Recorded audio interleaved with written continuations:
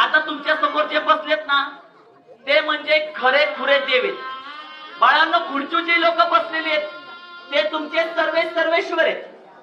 बाळांनो, जोपर्यंत तुमच्या आई वडिलांचं लग्न होत नव्हतं ना तोपर्यंत खुर्ची बसणाऱ्या आई वडिलांची खूप मोठी मोठी स्वप्न होती.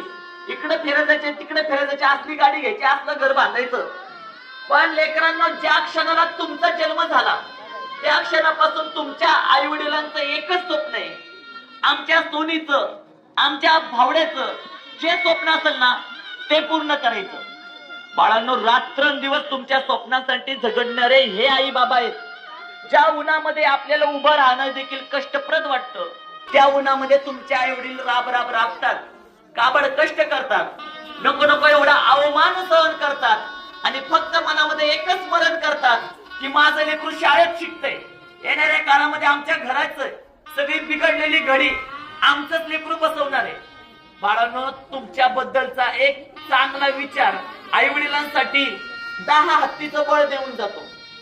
त्यांचा एकच विचार, आम्ही आमचं जीवन जगलंय पण आमच्या सोन्याला, आमच्या भावड्याला, आमच्या तायडीला जे जे मला प्राप्त झालं नाही ते सगळं काही द्यायचंय. बाळांनो, या आई वडिलांना आपण कशी वागणूक देता एकदा विचार करा. बाळांनो, लेकुराचे हित वाहे माऊलीचे चित्त, ऐसी कळवळ्याची जाती करी लाभावी न प्रीती. हे फक्त आई आणि वडीलच करू शकतात. निर्दोष, निस्वार्थ, निष्पापपणाचं हृदयाचं प्रेम फक्त आई वडिलांपासून प्राप्त होऊ शकतं. अख्खं जग जरी तुमच्या विरोधात गेलं तरी तुमच्या बाजूने उभे राहणारे फक्त तुमचे आई बाबा असतात. बाळांनो, या आई बाबांच्या डोळ्यात आज अश्रू आले, तुम्ही तर शून्य. तुम्ही जीवनात अजून असं कोणतं कर्तबगारी गाजवलीच नाही की ज्यामुळे तुमच्या आई वडिलांच्या डोळ्यात अश्रू यावे. पण फक्त तुमच्या प्रेमापोटी त्यांचं मन भरून येते.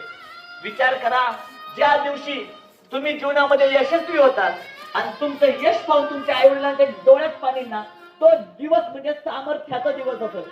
तुम्हाला खरंच पाहिजे असेल ना, रात्री आई बाबा झोपल्यानंतर शांतपणे उठायचं आणि बाबांच्या पायावरची चादर बाजूला करायची. बाळांना, बाबांच्या पायाला पडलेल्या भेगा आहेत ना ते सांगून जातील की तुमचे बाबा तुमच्यासाठी किती काबड कष्ट करतात. हळूच आईच्या तोंडावरची चादर बाजूला करायची.